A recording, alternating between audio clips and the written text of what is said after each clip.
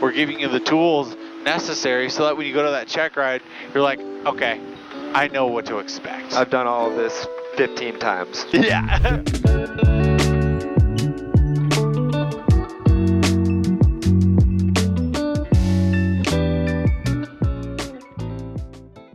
So, how did you find Blue Line in the first place? Oh, so I had a really good friend of mine that was actually in aviation already. I was asking him a bunch of questions about it. He started at Frontier, and he had a couple. Snap. Yeah, he had a couple of friends that actually went through the program at Blue Line. And so when he heard me asking about it, he said, just look into Blue Line, which I did, and a couple of other schools, and Blue Line kind of just checked all the boxes for me. So. Nice. So. When because you just said check all the boxes, like what kind of stuff were you looking for? A lot of the other 141 schools you're going to, you're going to be spending a year, maybe a year and a half, depending on the weather, doing it. Okay. I mean, they say 10 months, but it's always give or take. So. Yeah. So yeah, that was one of the things. Obviously, timing. I'm a little bit older, so I kind of wanted to get as much done as quickly as possible, so I could start my career as quickly as possible. Also, the schedule of it. They had locations in Raleigh and Florida. I had family in Raleigh, so it kind of just lined up to where it worked out very well. Moved down to Florida after I graduated college. I was in medical sales out there for a while. Then I started flying as a hobby, and that's kind of like got what my interest into aviation was. I mean, I was always interested in it as a kid, but I never kind of understood the route to get there. Yeah. And then, seeing one of my friends in aviation, it was kind of easier just to ask the right questions. It does make it a lot easier. Like, that seems what pretty did you cool. do to get here? Yeah. Yeah, no, like I said, it was more of a hobby thing. And then I ran into my friend Taylor. He talked up Blue Line, and the rest is history. The rest is history. I quit my medical sales job and started pursuing my dream job. So, I love that, dude. Yeah. So, you said you did it as a hobby, so you flew somewhere else before this? I did, yeah. I flew at a Part 61 school in Jacksonville out of Hurlong Recreational. How does a 61 school compare to kind of like what you're experiencing here? I'd say the biggest difference is the knowledge. The way that you're taught everything is a huge, huge difference. See, I can definitely understand that because previous to this, I was in the military, and I flew fighter aircraft. But when I got out, I wanted to continue and do all my certs. So before I came here to Blue Line to kind of finish those up, I was like, you know what? I have all these hours. Why not try to, get my PPL at a 61 school really quick? And when I went to the 61 school, it was like, hey, let's just go for an hour flight. Let's do this. Let's do that. It didn't really feel like there was any direction. It's just like, all right, we're flying, but when am I going to actually start learning what I need to learn for this check ride? Yep. And that was honestly what was hard for me, because coming from the military, it's like, all right, you got to have this book, you got to have this memorized, you have to do this, you have to do that, and it's like, okay, cool, I know what I need to know in order to be successful. See, when I went to that 61 school, I was honestly kind of lost. I'm like, because we don't touch like the ACS at all in the military. We don't touch. We look at the FAR and we reference it. We know it's out there, but we don't really. We have our own rules and regulations. We kind of do our own stuff by. When I came out, I was like, was that something I need to look at? Is this important?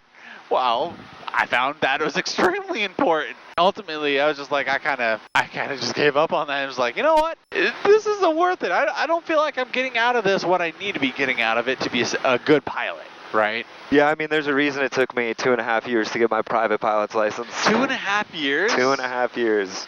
Not only just from doing off and on, but okay, it was off and on. But also just because, there was no set schedule. You didn't know what you were getting into. You didn't know what you were doing the next day. There was no way to really prepare for it ahead of time.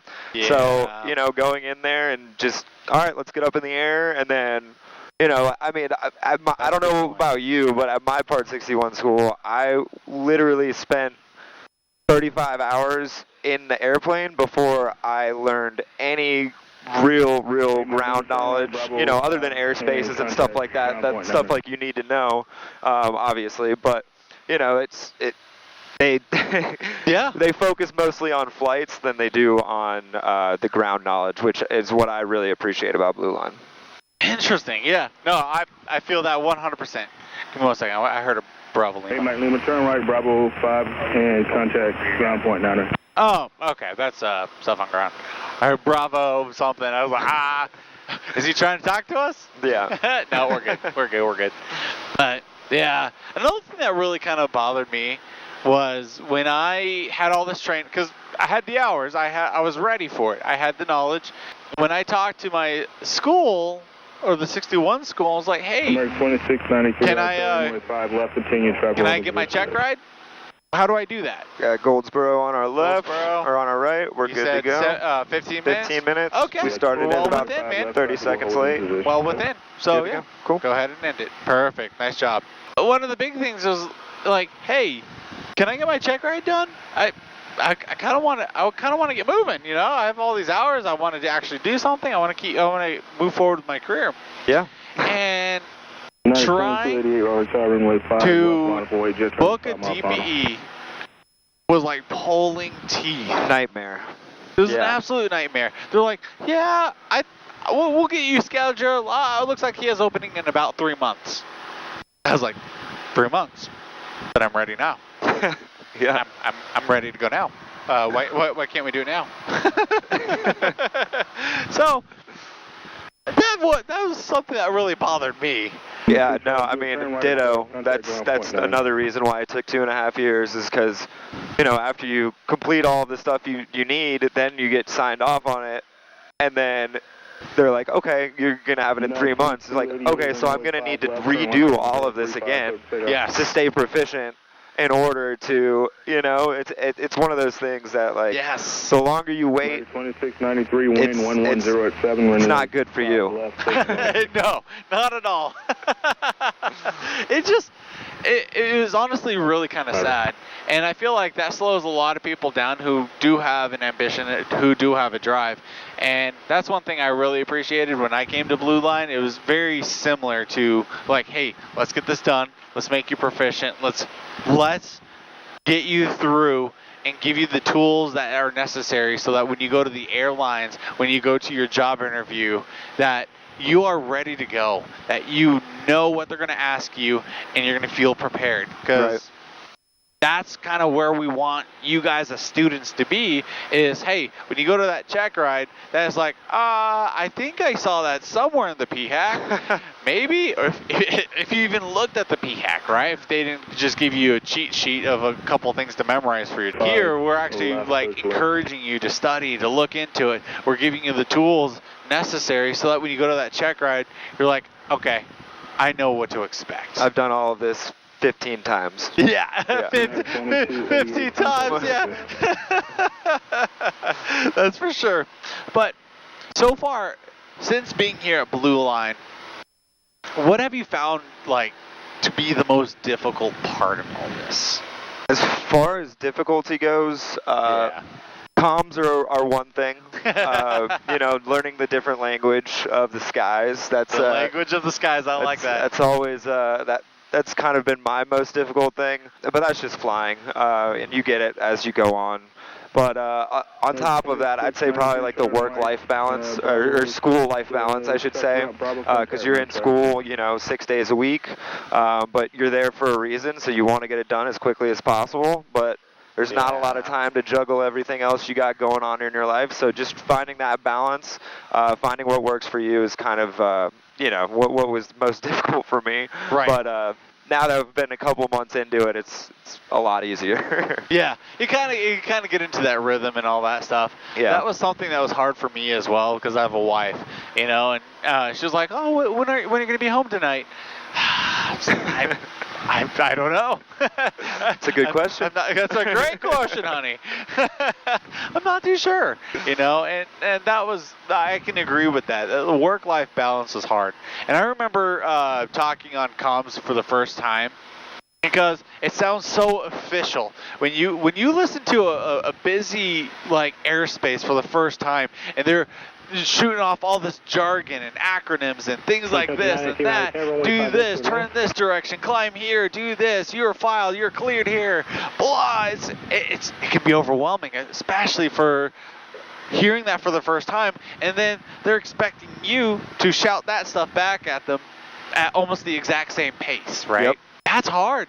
It's really, really hard. And you, like you said, the language of the skies it's so true. It's like when you're speaking and you're doing radio comms, it's hard because there's a rhythm to it. You're gonna find the way that you're gonna talk to these people and get that information across. Now, there's a lot of things out there that kind of say, hey, it's very canned, hey, where are you at? Where are you going?